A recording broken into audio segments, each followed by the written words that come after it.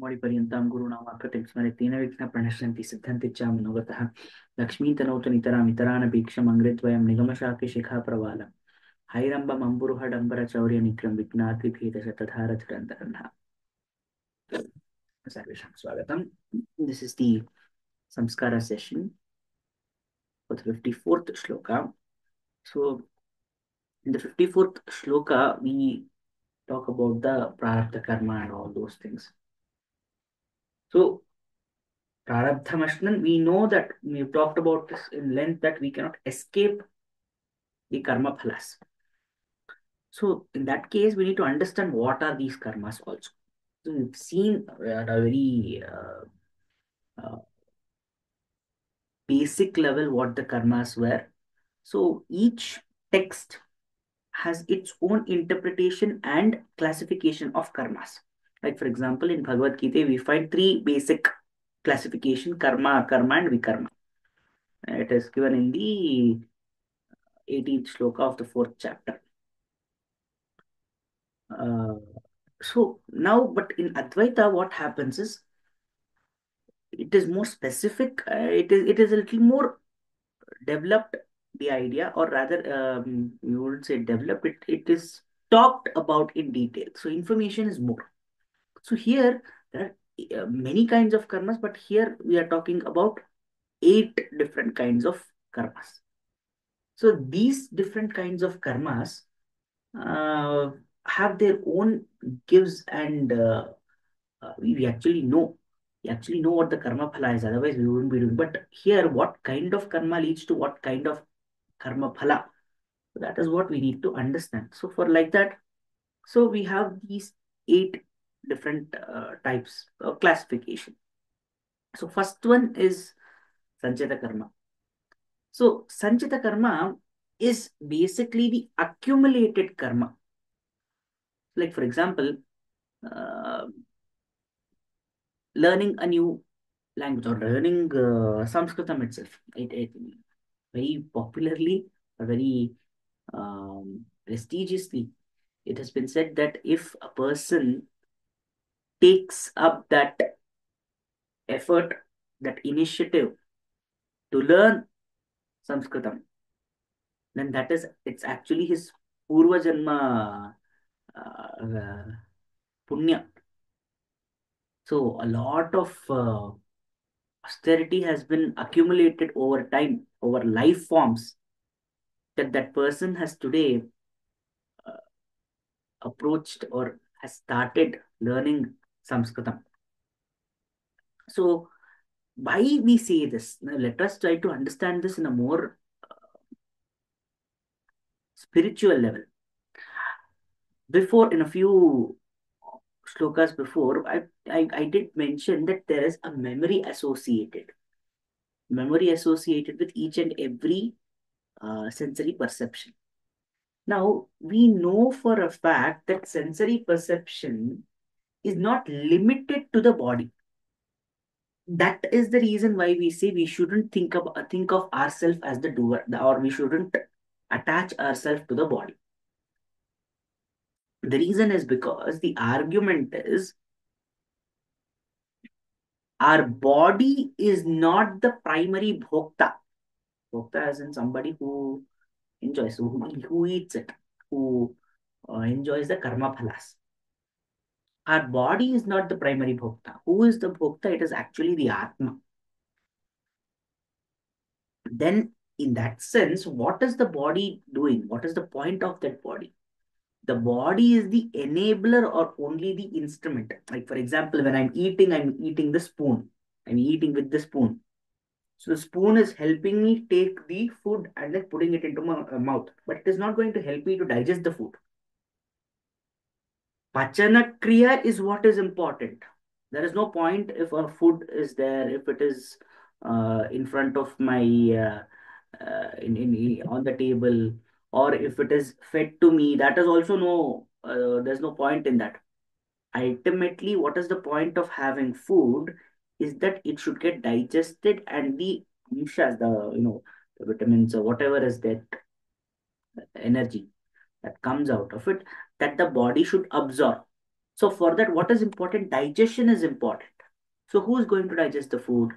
It is not the spoon, it is not the plate, it is not anything else, it is not even my hand, it is not even my mouth, because mouth is going to crush the food. Who's going to digest the food? It is my stomach. So it's extremely important to understand that we should not think of ourselves as the bhokta. That is this body as the bhokta. It is the Atma who is getting affected by these kind of things. The Atma, now again, what we need to understand is the Atma is influenced by the Sukha Dukkhas. Influence the Sukha Dukkhas means it can feel it. What influence doesn't, it can get sad or anything like that. No. Because getting sad, getting happy is the nature of the body. The enabler of absorbing this external stimulus and interpreting them as good, bad, etc., etc., etc. All that is the body's problem. But Atma has nothing to do with this. But Atma is the one who is going to ultimately absorb it. That is the understanding. So when we talk about the Sanchita karma, accumulated karma, the result is it usually accumulates. That is, the karma phala is accumulative in this manner because it is done on a long, it is done for a long time. It is done regularly. It is done with abhyasa, like that of samadhi. A person who must be able to attain the state of samadhi, then his sanchita karma must be so high that he must be able to focus with complete detachment from the material world. Now, that is only possible if he has very good sanchita karma. So, it is not possible for us to say that the sanchita karma that has resulted in this kind of powerful state of samadhi is only a purva janma, or is only from this janma. Like, for example, uh, Srimad Raghavendra Tirtha, he is said to be in the state of samadhi in Mantralayam. Now, he has stated that he would be there for 700 years. To be in a state of samadhi for 700 years, obviously, it was not just by one birth. He said to be a reincarnation of Prahlada. So, the Atma has Sanchita karma over there, some accumulation of that karmas, that karma phalas. So we are going to it's like studying for an exam. I do it every day, some competitive exam. Let's say people who are going for this IAS, UPSC exams and all those things. Now it's not possible to read that whole syllabus. In fact, there is no syllabus. It is a very vague syllabus where you need to know about different subjects and all those things. And it doesn't end. Like current affairs itself it changes every day. So in that case, it is not possible for a person to sit and read through that in one day. So what should be done? How to ensure that we qualify or pass or reach that stage, fulfill our target? It is possible through that particular abhyasa, that karma. Each day, what happens is now two things happen. One is that there is a gradual improvement in cognitive abilities. Cognitive abilities, as in the news. The news, what happens is I'm able to recognize it gets better. Like, for example, first day I found out about Uzbekistan. Something happened in Uzbekistan. The second day, when there is more news about it, oh, I know it is related to this. Like, for example, what happened in Russia and Ukraine. Ukraine wasn't much discussed until Russia and Ukraine. Now, as when that problem started, when the conflict started, we went on, it became a daily news. So we know that there is a country called Ukraine. We know there is a country called Russia, etc., etc., etc. We know what is our stand. We know there is Israel. So cognitive ability increases. That is one thing. Second, our ability to process that information, that is, our ability to do more karmas in that particular avenue increases. Like today, I'm able to do 10 setups because of that Sanchita karma, because of what I did today. The accumulative result product is that tomorrow I'm able to do two more. It further it amplifies the karma ability also, yogyata. So because of these two reasons, Sanchita karma is very powerful. But what we need to understand is Sanchita karma cannot be used again and again. So it is not like, okay, I stay on a diet, I do 10 sit-ups, and then I eat crazily. Then all that is lost. Whatever I have earned is lost. There's a story in Mahabharata also where Duryodhana is extremely angry at Bhishma Pitamaha for not, he feels that he didn't do his best. So the Kauravas army is led by Bhishma Pitamaha first 10 days of the war. So in that first 10 days of the war, what happens is that Bhishma Pitamaha is able to destroy most of the Pandava army. The reason being, he is the most ferocious warrior in the story. If we don't count the Daivamsa Sambhuta and all those things, if you don't count Krishna, if you don't count Parshurama, because they all come, then he is the most powerful warrior. He can easily destroy all the Pandavas. But what he does for the first 10 days, he only targets the army, Pandavas' army he targets. And he makes a big impact. That means he kills a huge chunk of the army. And probably if he had continued after the 10th day, it may have been so that only the Pandavas are left out, the whole of the Pandavas' army is dead. But seeing this, what happens is Duryodhana gets very upset. He feels that Bhishma Pitama is favoring the Pandavas. So he goes to Bhishma Pitamaha and provokes him, berates him, saying that you are siding with them despite being my commander in chief, Senadipati. And he is Yuvaraja, no? So there is a accountability hierarchy over there. So what happens is Bhishma Pitamaha, he gets very angry. Bhishma Pitamaha, how can you accuse me of this kind of thing? That I'm siding with somebody, etc., etc. Then what he does is he takes the main primary complaint is why haven't you destroyed Pandavas? You are looking at their army. Why don't you kill the Pandavas? That is the point. So he takes Bhishma Pitama, he takes 5 arrows from his quiver and he empowers them with all the austerity of his life. That the Bhishma Pratigna, all those things, the austerity, whatever punya, whatever is the austerities that he has earned from his karmas, he empowers the arrows with that. 5 arrows, one for each Pandava. And then he gives it to Duryodhana. He says, these 5 arrows, no, actually, he doesn't give it directly to Duryodhana first. He says, these 5 arrows are meant for the 5 Pandavas.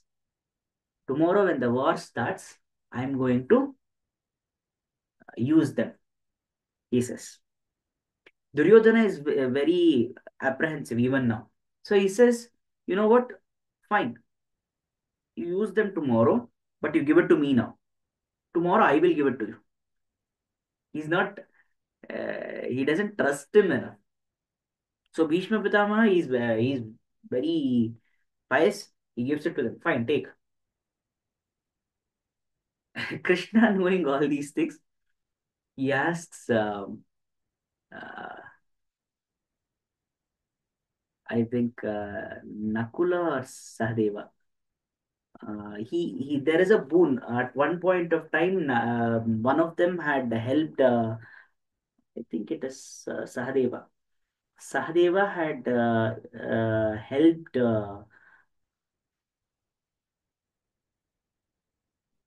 Bhishma, not Bhishma.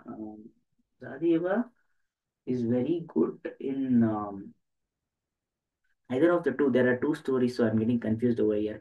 Sahadeva is extremely good in astrology, Jyotishya.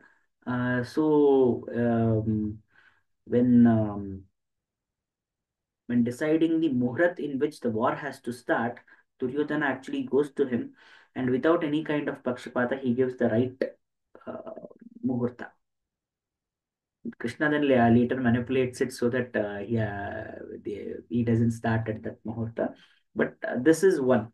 So because of his nature, because of Sahadeva's uh, nishpakshapata nature, not being biased, Duryodhana says that you have a boon from me. Whatever you ask, I'll give it to you.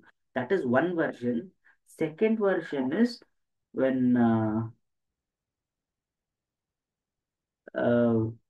when there is some injury that Duryodhana Duryodhana gets injured at some point of time. Sahadeva is also extremely good in Ayurveda, and he cures him. For that, there is one boon. Either way, there is a boon. So Duryodhana says that one boon is pending from my end to you. Whatever you ask, I'll give it to you. Sahadeva goes and he asks for a boon.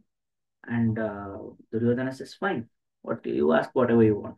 Yeah, he says, give me those five arrows. And he gives it to him. He has to give it to him. So he says, I'm true to my word, I'll give it to you. So Duryodhana gives it. Then he comes back to Bhishma and he says, look, the arrows that you gave you, like this, Sahadeva asked me for those because I had to give him a boon and I gave it to him. Now you give me now you create five more arrows for those Pandavas and give it to me. So when Bhishma hears this, he starts laughing. He says, I only have one lifetime. I used all the karmas that I had accumulated in this lifetime to empower those arrows to kill the Pandavas. Now suddenly you are saying, create one more five more arrows for them. I'll have to be born once again. I have to do all these things once again. Only then I will have enough karmas to empower them. So Sanchita karma is accumulative in nature. And there are many reasons why we see this.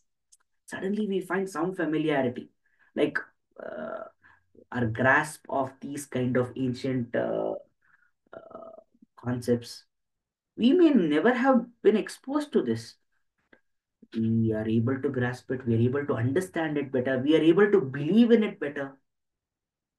So, Sanchita Karma, it is something which gets accumulated, it is not yet resolved. That means that Karma Phala has not yet been realized. So, therefore, they are accumulative in nature. So, that is one Sanchita Karma. Next, there is something called as Prarabdha Karma. Prarabdha Karma is also the destined karma. Prarabdha Karma is something that is we can say they are the yin and yang as for a Sanchita Karma and Prarabdha Karma. So, ultimately, what is the goal? What is, what am I going towards? Today, I'm doing this. Today, I'm learning something else. Ultimately, where am I supposed to end up? Or what is all this culminating to? So like for example, if we take a college degree, or yeah, we can take that.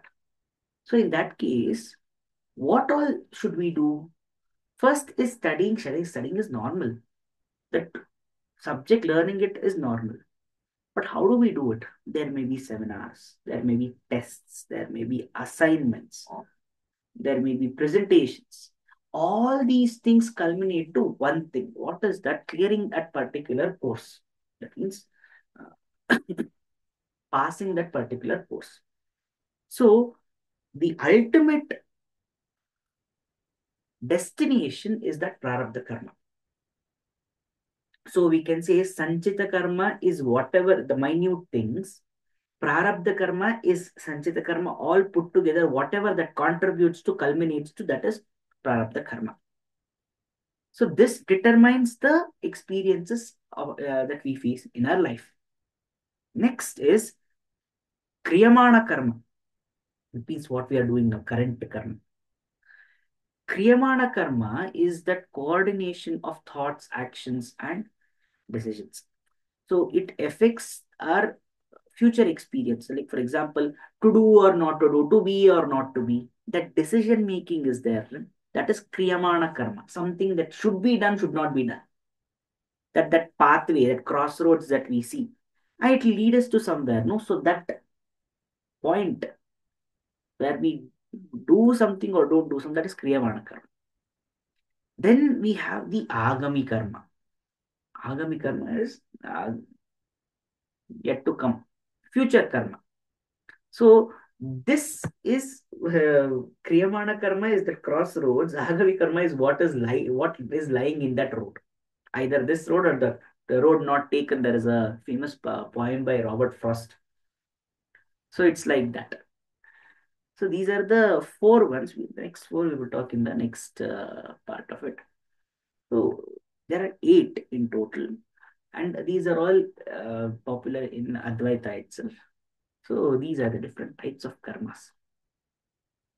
स्वस्ति प्रजाभ्यः प्रतिपालयन्तां न्यायेन मार्गेण महीं महिषा गोब्राह्मणेभ्यो शुभमस्तु नित्यं लोकाः समस्ताः सुखिनो भवन्तु कायेन वाचा मनसेन्द्रियैर्वा बुद्ध्यात्मना वा प्रकृते स्वभावात् करोमि यद्यत् सकलं परस्मै नारायणायेति समर्पयामि।